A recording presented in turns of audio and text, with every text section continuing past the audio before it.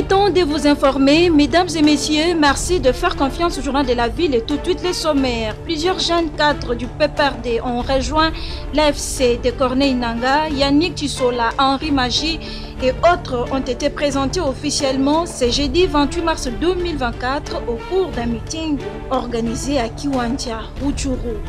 Élection de gouverneurs et sénateurs en République démocratique du Congo, les réseaux d'éducation civique au Congo récit alerte sur une élection business et invite les députés provinciaux de prendre conscience de l'ampleur du terme mandat. Un civisme routier, le commissariat provincial de la police ville-province de Kinshasa met des drones en l'air pour surveiller les Wewa qui dépasseront leurs limites pour accéder à la commune de la Gombe, commune l'air interdite. C'est tout pour les sommaires, mesdames et messieurs. Encore une fois, bienvenue dans ce journal.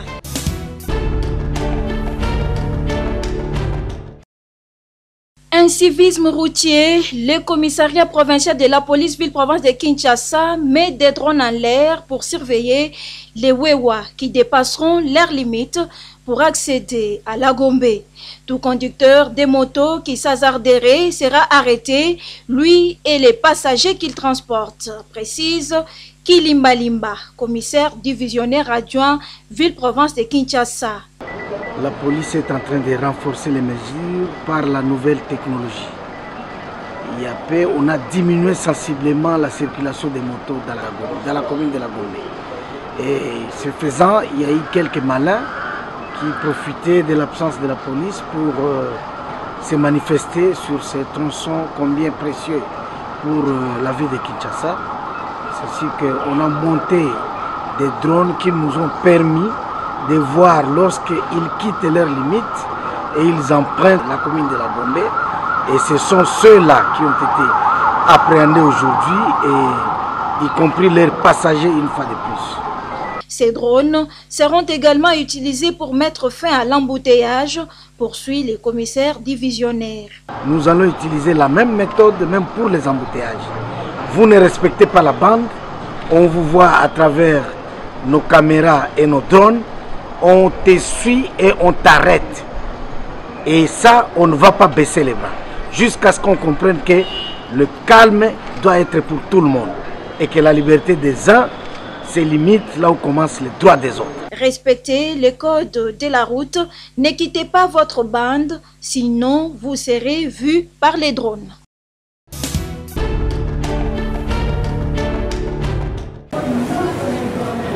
En vue d'une adhésion massive de la population quinoise à la culture fiscale, la population de la Tiangou a bénéficié le mercredi 27 mars 2024 d'une matinée fiscale animée par le directeur général de la Direction générale des recettes DGRK, Miché Moussaka Mayelenkai, sur les paiements des impôts provinciaux et locaux, des taxes et des redevances et droits dus à la ville-province de Kinshasa. Cadre choisi, la paroisse Santo Maria, Mama Wabosawa, de Mikondo dans la commune de Kimbanseke. Présents, les agents de la DGRK, élèves ainsi que les habitants de Kimbanseke qui étaient tous sensibilisés sur les informations nécessaires pour bien connaître les impôts fonciers. C'est autour des 4 points que le patron de la régie financière de la capitale a articulé son message, parmi lesquels la grande échéance de février 2024 qui sera clôturée le 1er avril prochain avec un seul objectif, permettre à la population de s'acquitter de son devoir civique. Notre matinée fiscale s'articule autour des 4 points importants. Le premier point consiste d'abord à la présentation de la Direction générale des recettes de Kinshasa, et certains d'entre nous, aussi qui sont dans la ville, ne maîtrisent pas du tout que fait la Direction générale des recettes de Kinshasa. Le deuxième, c'est la procédure de perception des impôts et taxes. Et là, nous prendrons juste quelques éléments essentiels de la procédure pour vous permettre de vous acquitter librement de votre devoir civique. Le troisième point qui nous est d'une importance aussi capitale, sont les grandes échéances 2024. Et avec une particularité pour la grande échéance qui tend ou qui touche déjà à sa fin au 31 mars de l'année en cours. Enfin, le quatrième point est la vulgarisation de quelques dispositions tout simplement, des textes qui réglementent la matière imposable dans la ville de Kinshasa. Après la paroisse Santa Maria, Mama Wabosawa, le cortège du directeur s'est dirigé à l'Institut Ngwanza où le directeur général Miché Moussaka Mayelenkai a sensibilisé les élèves sur la culture fiscale étant donné que les prérequis de la fiscalité doivent figurer dans la notion de base de la jeunesse qui est l'avenir d'une nation.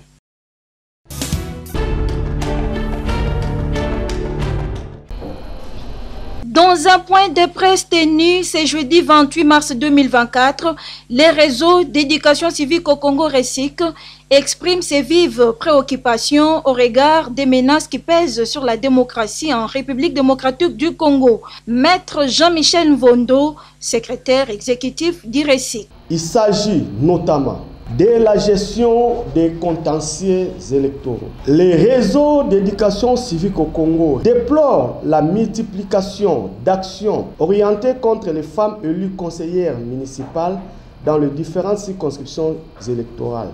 Les femmes élues n'ont pas assez de moyens pour assurer la défense de leurs résultats par elles-mêmes, sans l'appui de leurs partis politiques et regroupements politiques. Et le haut risque de corruption au cours des élections indirectes était également au rendez-vous de ce point de presse. Une pratique de corruption et d'achat de conscience s'est installée progressivement jusqu'à fixer un tarif pour bénéficier du vote d'un député provincial. Si ces informations s'avéraient vraies, les sénateurs où les gouverneurs élus ne viendraient pas en priorité pour travailler, mais plutôt pour se faire rembourser. Faisant de cette élection une élection business, cette pratique consacrerait la légitimation de la corruption au niveau très élevé de l'État et éloignerait les citoyens votants de députés nationaux de l'idéal choisi et mériterait d'être découragés. Pendant les réseaux d'éducation civique au Congo demandent au gouvernement congolais d'annuler la décision de la levée du moratoire sur la peine de mort.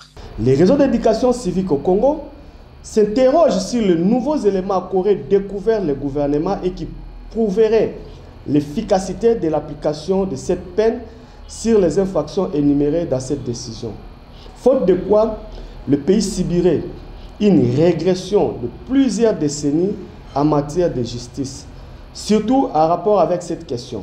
Les RECIC, étant abolitionnistes, recommandent vivement au gouvernement de la République d'annuler la décision de lever du moratoire sur la peine de mort afin de remettre la République démocratique du Congo au niveau où il était en ratifiant les textes juridiques abolissant la peine de mort dans le monde, de réorganiser le système carcéral congolais et de veiller au bon fonctionnement de l'appareil judiciaire afin d'appliquer la peine de remplacement qui est la prison à vie.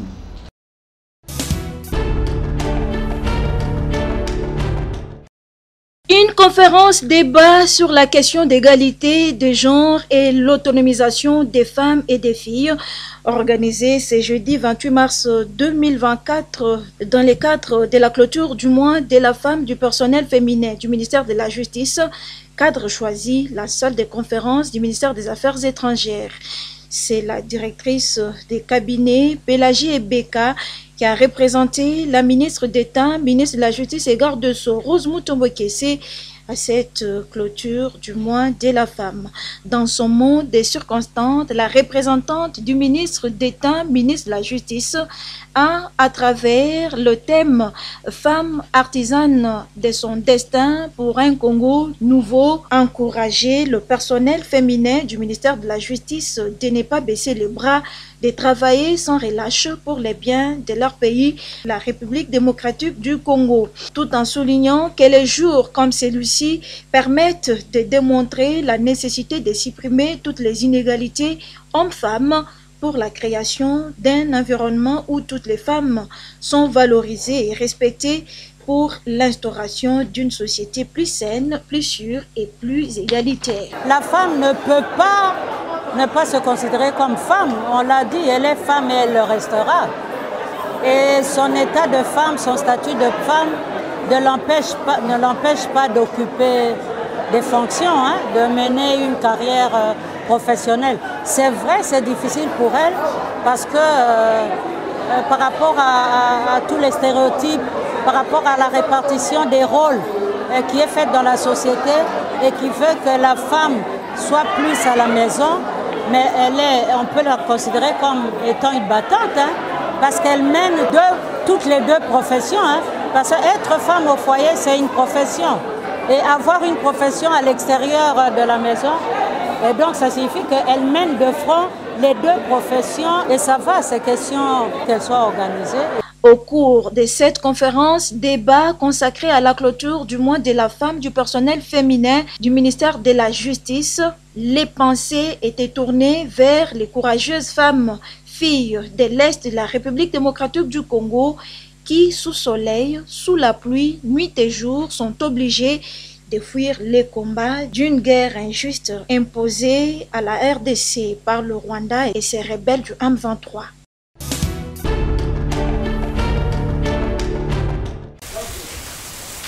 Le peuple congolais attend avec impatience la formation du nouveau gouvernement par le chef de l'État, Félix Antoine Tshisekedi Tshilombo.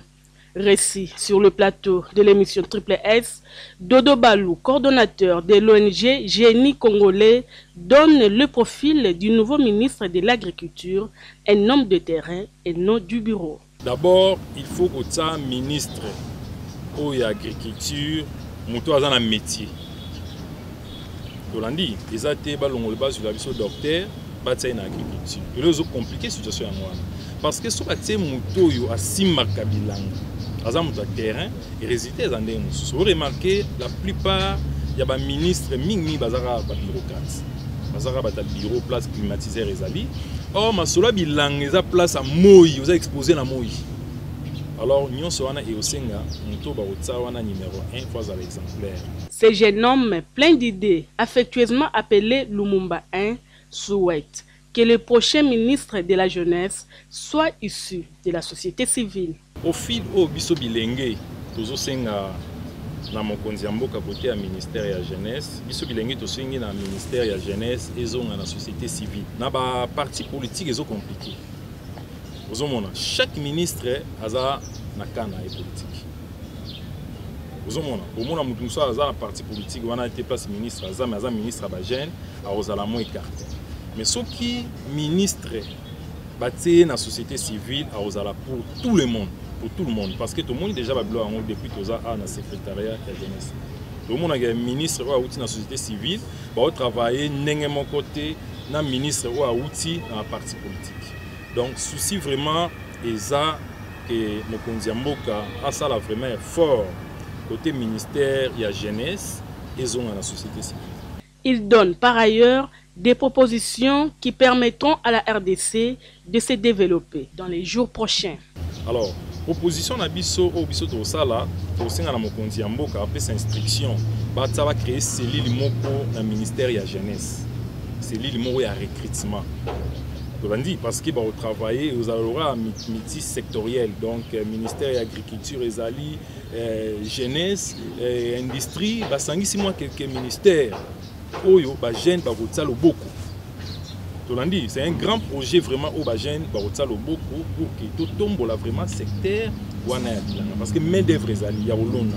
To bandana na artisanal, to bandana ko lona na maboko, ne ba chine sala et après maboko nde tokende na phase ya bamashine ndenge esengeli.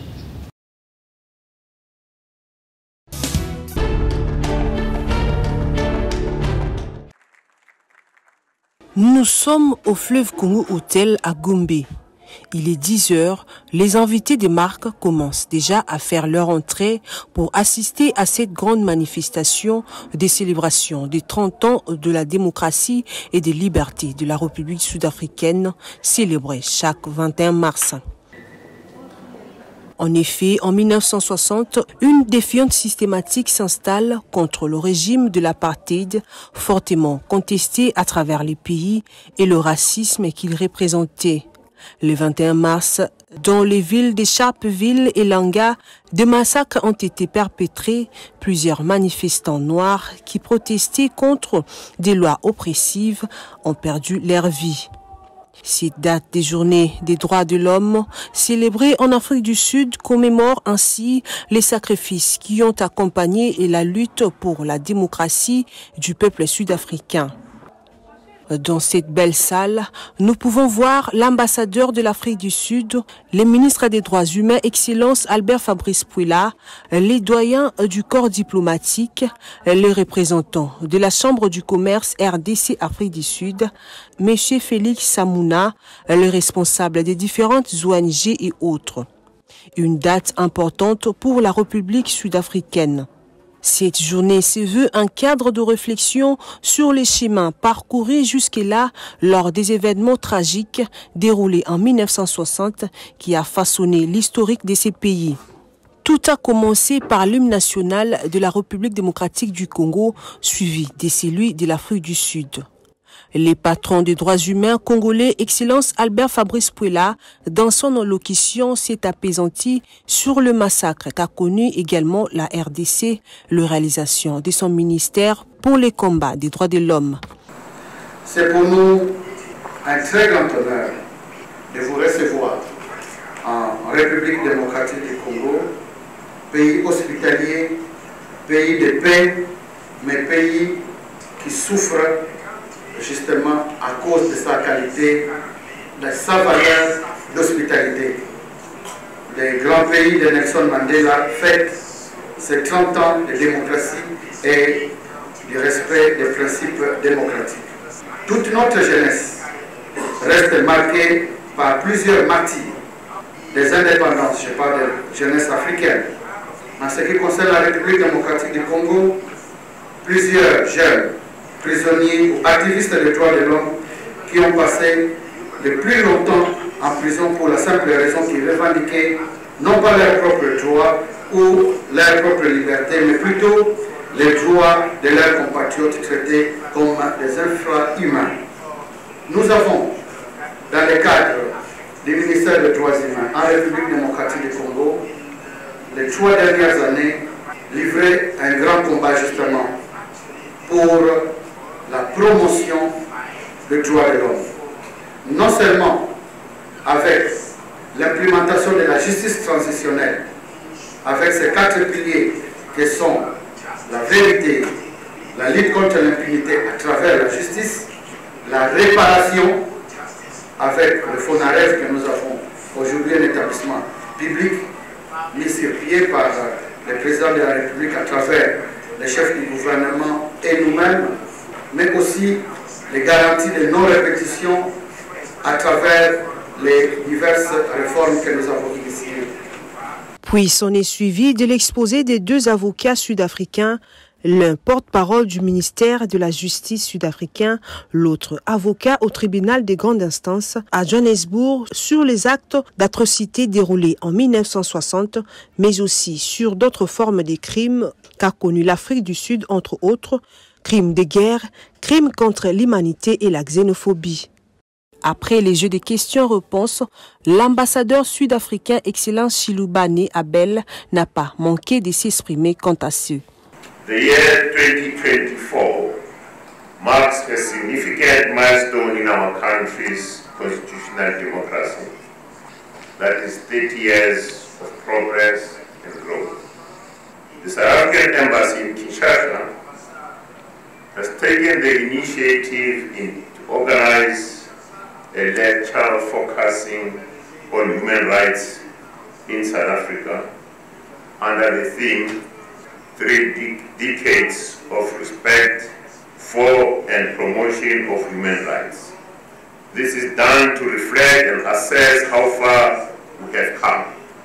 It is crucial to remember the sacrifices made during the struggle against the apartheid oppressive regime. The tragic events in 1960 at Sharpeville and Langa serve as a stark reminder of the brutality faced by those fighting for freedom. The peaceful protests against the apartheid laws, the violence inflicted on innocent protesters, and the global outrage that followed all shaped our nation's history and commitment to human rights.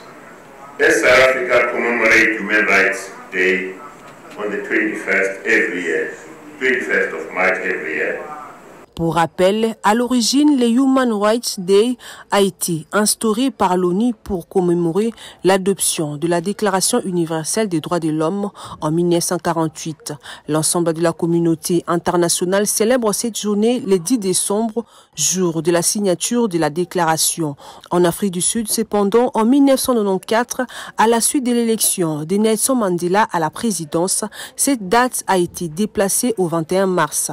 En effet, dans ces pays, la journée des droits de l'homme reste historique, liée au 21 mars 1960 et aux événements de Sharpeville.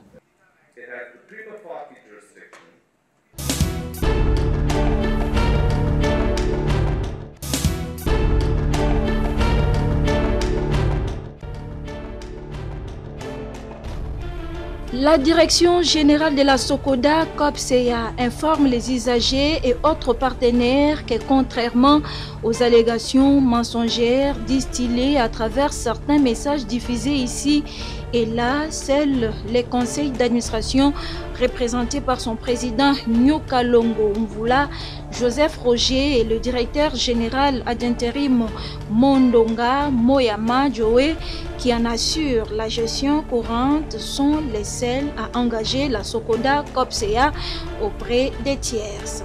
Référence, la correspondance, référence numéro DJSF bar DJ bar KT bar YMO bar F.0 389 bar 2023 du 30 mars 2023 de la FEC.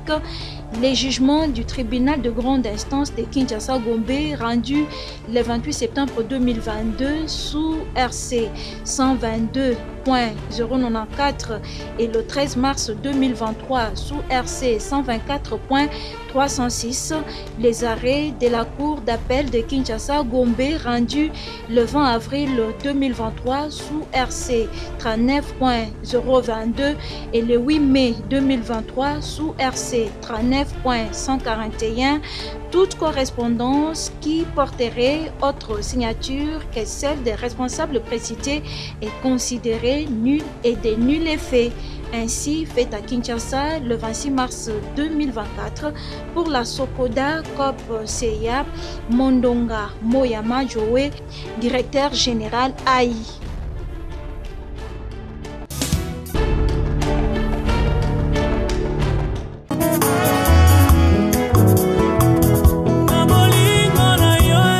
La famille Yamba Yamba, Kialou et les associations SOS Kinshasa ainsi que les amis de la nature et du jardin ont la profonde douleur d'annoncer aux amis et connaissances la mort de leur fille, consoeur, maman Mamichou Juliette Yamba Yamba Kialou, mort survenue le 19 mars 2024 à Kinshasa. Le programme des obsèques se présente comme suit. Ce jeudi 28 mars 2024, la veille mortuaire est organisée en la salle Kagé sur 16e rue L'Unité industrielle à 18h. Vendredi 29 mars 2024, le recueillement à l'espace funéraire de la mort de la clinique quinoise à 9h et l'inhumation interviendra le même jour au cimetière de la nécropole 2 à Kimpoko dans la commune d'Ilansele. Le bain de consolation est prévu à la salle Kagé, toujours à Limité, 16e rue industrielle. Ces communiqués tient lieu de faire part.